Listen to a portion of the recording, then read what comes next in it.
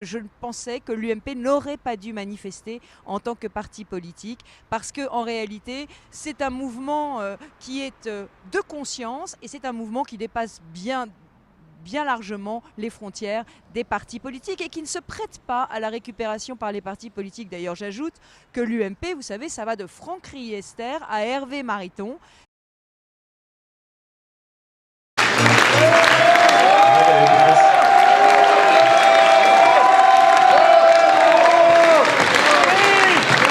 Merci d'être avec nous.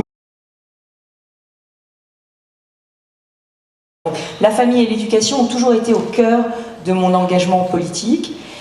Si je devais me définir, je dirais que je suis une républicaine et une catholique, et que je pense que les deux sont compatibles dès lors qu'on accepte ce que je pense, c'est-à-dire que les religions doivent s'inscrire dans et respecter les principes républicains et les lois de la République, et ça vaut pour toutes les religions. Comme dit l'Évangile, rendez à César ce qui est à César et à Dieu ce qui est à Dieu.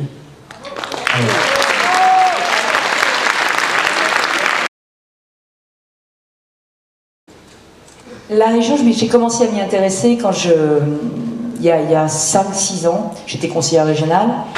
Vous avez parlé tout à l'heure de la famille comme un des éléments centraux de votre engagement politique. Quelle est la conception de la famille que vous voulez défendre? Et que je suis particulièrement fière de mes 2 fils aînés, qui ont subi énormément de sarcasme, de colibets et j'allais dire, de tracas à l'école publique dans laquelle ils étaient.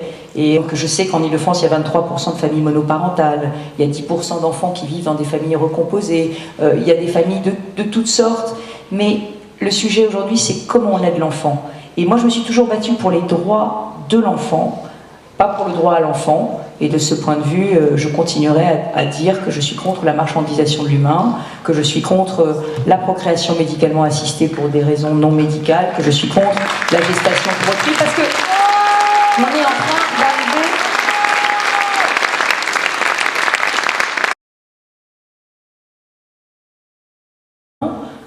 Moi, je me suis battue contre un certain nombre de décisions de la région Île-de-France. D'abord, contre les atteintes aux projets propres des établissements privés. Un établissement privé a un projet propre. Et donc, quand il y a eu une polémique complètement stérile sur le lycée Gerson, dans le 16e, où on avait accusé le lycée Gerson de ne pas faire la promotion de l'avortement. Enfin, un lycée catholique a son programme propre, il n'a pas à faire la promotion de certaines...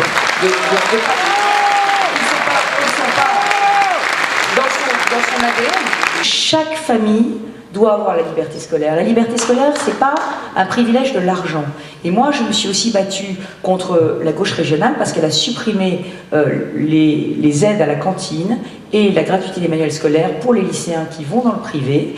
Et je n'ai absolument pas compris, sous prétexte de laïcité. Alors, je n'ai pas compris quelle était la justification, parce que la laïcité, c'est pas le refus du privé sous contrat. Et à partir du moment où le lycée est sous contrat, eh bien, il doit avoir les mêmes aides, enfin, les lycéens qui y vont doivent avoir les mêmes aides, qu'ils soient dans le public ou dans le privé. Donc, moi, je rétablirais l'égalité des aides aux lycéens du privé, parce que sinon, qu'est-ce qui se passe? Que me disent les directeurs d'établissements privés? Ben, c'est simple. Les directeurs d'établissements privés me disent: vous êtes en train de rétablir la sélection scolaire par l'argent.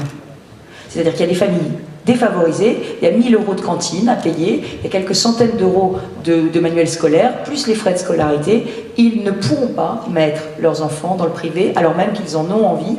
Ils ne pourront pas non plus mettre tous leurs enfants dans le privé. Donc, quelquefois, ils seront obligés de faire des choix de Sophie. Vous savez, ces choix cornéliens, vous êtes obligés de choisir l'enfant que vous allez mettre dans le privé. Donc ça n'est juste pas ma République et ça n'est pas ma région.